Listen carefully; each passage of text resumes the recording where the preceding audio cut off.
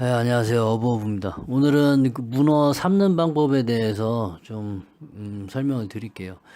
화면에서 보이는 것처럼 이렇게 식초랑 간장을 저는 넣고 끓는 물에다가 식초 한 소주잔으로 한 잔 정도, 간장도 소주잔으로 한 잔 정도입니다. 물은 문어가 잠길 정도로. 그러니까 큰 거면은 좀 많이 넣어야겠죠. 그러니까 한 1.5리터 정도라고 생각하시면 될 것 같아요. 물은. 지금 이제 두 마리 정도로 이제 삶을 건데 물이 끓은 후에 그때 이제 문어를 머리 쪽에다가 손가락을 집어넣고 헤드 머리 쪽에다 손가락을 집어넣고 다리 끝부분부터 담그면서 모양을 만드는 거예요. 저런 식으로 이제 말릴 때 끝이 이제 슬슬 말리거든요. 말리면서 그 팬에 동서남북으로 다리가 쫙 퍼져서 문어의 입 부분이 팬 바닥에 쫙 이렇게 안착할 수 있게 그렇게 모양을 만들어 주는 게 좋습니다. 그렇게 해야지 모양이 이쁘게 나오고요. 그 다음에 이제 사람들이 많이 이제 궁금해 하시는 게 과연 얼마나 삶아야 되냐 이렇게 말을 하시는데, 아니 문어 크기가 다 다양한데 이거 얼마나 삶아야 될지를 어떻게 알아요? 그걸 뭐 이 정도 사이즈는 얼마다 이렇게 딱 재는 게 아니니까 여러분들이 이제 보고 판단을 하셔야 돼요. 일단은 제 기준으로 말씀드릴게요. 제 기준은 이 문어를 보면은 투명한 게 있습니다. 투명한 부분이. 그러니까 문어가 이제 살아서 저한테 잡히면은 투명하거든요. 투명하다는 거는 투명막 안에 뭔가 껍질 같은 게 이렇게 쌓여 있는 듯한 느낌이 있어요.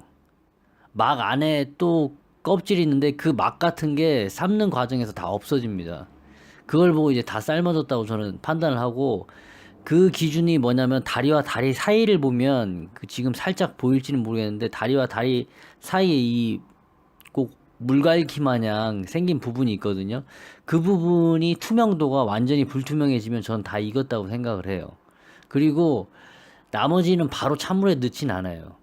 왜냐면은 완전히 푹 익히면은 그 피부 조직이 떨어집니다. 피부가 떨어지면서 좀 뭐랄까요, 막 상태가 안 좋아 보이거든요. 그러니까 문어의 그 빨간색 부분이 막 갈라지거나 쪼개지거나 찢어지면은 그건 너무 오버쿡이 된 거고, 요 정도 삶고 나서 조금 덜 삶아졌다 생각하시면은 밖에다 오래 빼놓으시면 돼요. 그리고 이렇게 한번 뒤집었을 때 물이 끓기 시작하면 이미 그 밖에 온도가 충분히 올라갔다는 뜻이기 때문에 저 정도 되면은 접시에 빼서 담아 놓은 다음에 그냥 그 공기 중에 물에 바로 헹구지 않고 공기 중에 담가 놓은 상태에서 뭐랄까요, 그 이제 앞전에 이제 물속에 있던 뜨거운 그게 이제 점점 안으로 들어가겠죠.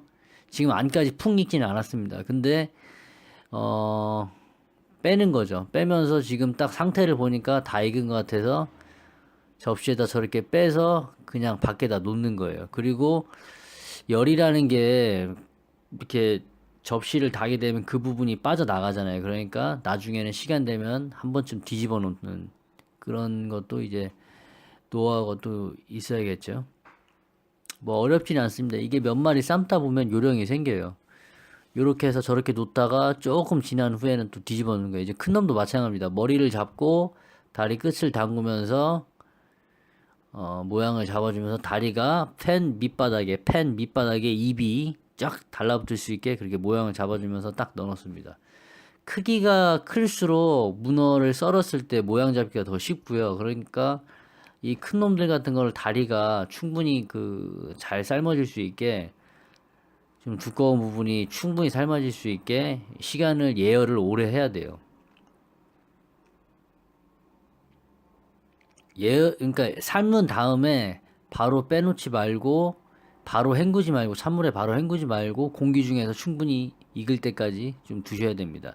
예열로 갖다가 익는 과정이 필요하다는 뜻이에요, 제 말은. 전에 그 마스카와를 제가 할 때도 설명을 드린 바와 같이 생선의 크기와 두께가 다 다르기 때문에 그거가 맞게 본인의 기준이 또 생겨야 됩니다. 그런 것도.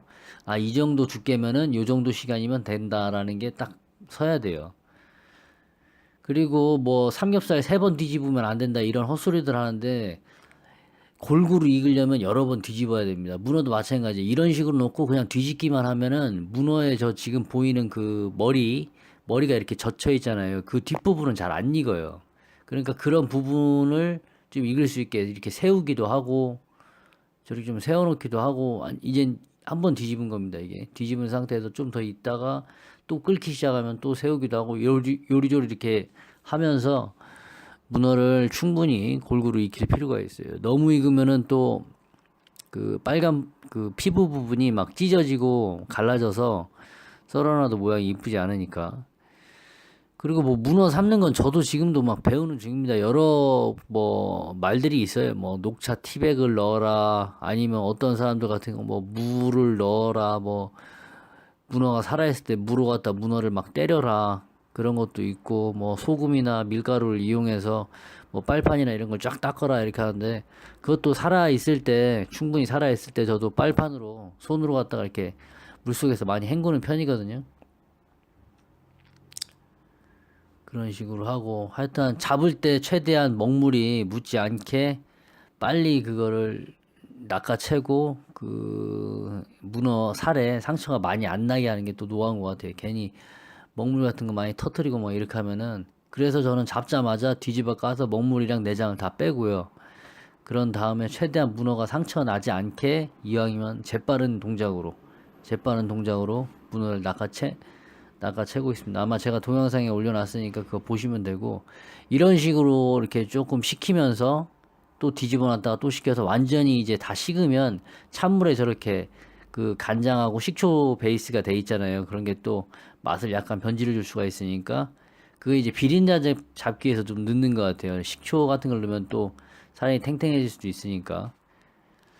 그리고 지금 저렇게 그 전복도 마찬가지입니다. 그 지금 전복 제가 보이는 방향에서는 이제 세로로 쓰는 거니까 가로로 갖다 칼집을 내놓은 다음에 저렇게 쭉 쓸어 놓는 거죠. 그런 다음에 좀 이따 문어랑 같이 이제 저런 끄트리 부분은 이제 저기 뭐야 죽에 이제 들어가고요. 나머지 부분은 이제 그 사시미로 할 때 썼습니다. 뭐 더 전문가들이 있겠지만 여러분들도 제 영상 보시는 분들도 그런 것도 찾아보는 것보다 제가 이렇게 설명하는 게 그나마 또 듣기 편할 수도 있으니까 제가 설명드린 건데, 저는 뭐 요리를 전공하지는 않았고요. 일식을 배우긴 배웠어요. 제가 그걸 또 어릴 때 그 눈 너머로 배운 거기 때문에 저렇게 머리를 자르고 그 다음에 이제 눈하고 그 있는 부분도 또 잘라서 저 부분은 전 먹지 않고 버리고요. 물론 저 먹는 사람도 있습니다. 그래서 이빨 떼어주고 절반 정도 자른 다음에 다리가 이왕이면은 좀 앞전에 저거는 이미 많이 뜯겨 먹었더라고요. 딴 것들한테. 제가 이 잡는 과정에서 한 게 아니고 다리가 많이 뜯겨 먹은 상태고, 그래서 다리를 저렇게 4개 정도를 놓고 저렇게 뒤집어서, 그러니까 빨판이 내 쪽이 아닌 반대쪽으로 가게 놓고 썰어야지. 그 문어가 저렇게 말린다는 것 자체는 그 빨판 반대쪽에 있으면 보면은 그 뭐랄까요, 저기 콜라겐인가요? 정확하게 저는 정확하게 그냥 저희가 듣기로 콜라겐이라고 들었는데, 약간 기름 덩어리 마냥, 지방 마냥, 아니면 젤리 마냥, 좋게 표현하면 이제 젤리 마냥 저런 게 씹히는 게 있어요. 근데 저런 식으로 자르면 그 부분이 저기 지금 약간 제껴지는 보이시죠? 그 부분이 들 썰려요. 그렇기 때문에 먹을 때 그게 조금 이질감이 느끼시는 분들도 있거든요. 그러니까 저런 부분을 저런 식으로 썰게 되면 그 부분이 저기 뭐야 같이 안 썰리기 때문에 먹을 때 좀 더 이렇게 질겅질겅 거리는 게 없다는 거죠, 제 말은. 그리고 저기 원래 문어 자르는 사시미 칼이 따로 있습니다. 근데 저거는 좀 물컹거리기 때문에 쉽지가 않아요, 썰기가. 그래도 이쁘게 쫙 썰어놔야지 좀 이따가 모양리가 더 좋으니까. 그리고 요렇게 문어 모양을 잡으려면 조금 사이즈가 좀 큰 것들이 좋습니다. 한 2kg 이상 되는 거, 한 마리당. 그 정도는 돼야, 조금 문어 그 모양 잡기가 좀 더 수월하죠. 다리가 크니까. 한 점씩 딱딱 나올 수 있게. 저기 지금 보이면 저기 이렇게 피부 조직 마냥 이렇게 늘어진 게 보이죠? 그거가 이제 질겅거리는데, 저런 식으로 쓸게 되면 그 부분이 이제 잘리기 때문에 아무래도 조금 이제 드실 때 질겅거리는 맛이 확실히 덜하죠. 귀찮으면 저도 그냥 통으로 써는 편인데, 저것도 원래 저게 콜라겐이라고 생각하면 아마 상당히 좋은 걸 겁니다. 그렇기 때문에 드셔도 크게 무난할 건데, 그런 다음에 이제 다 했으면 좀 멋있게 이쁘게 플레이팅을 또 해야겠죠. 흰 접시에다가 이왕이면 사이즈가 조금 이렇게 비슷한 사이즈 별로 쫙 놔야지 이렇게 이쁘니까, 돌아가면서 시계 방향으로. 전에도 한번 말씀드렸지만 저 감이 없으시는 분들은 접시를 좀 돌려가면서 놓는 것도 나쁘지가 않아요.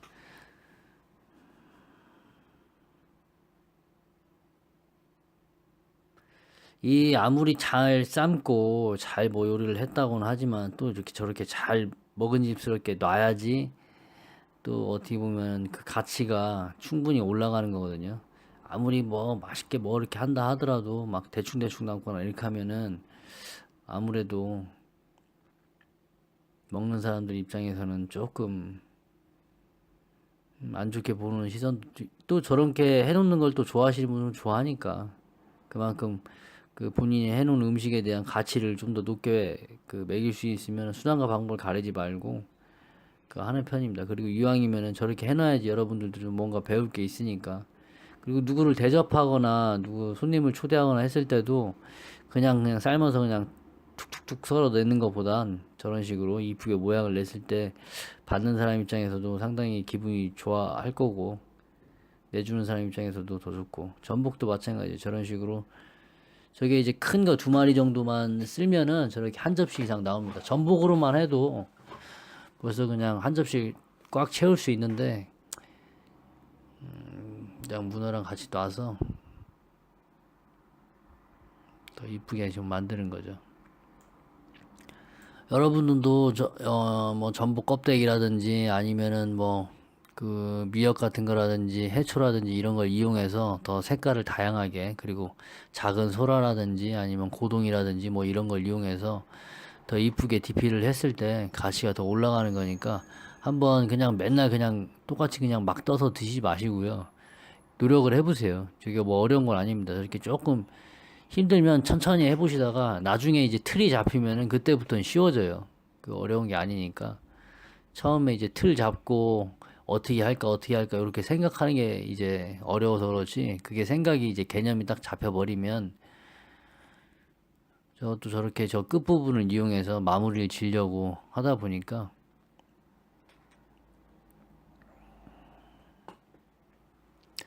계속 연구하고 노력하고 생각하고 이렇게 해야지 그게 자기께 되고, 팔에 익어야지만 자기께 되는 겁니다. 손에 익어야지만.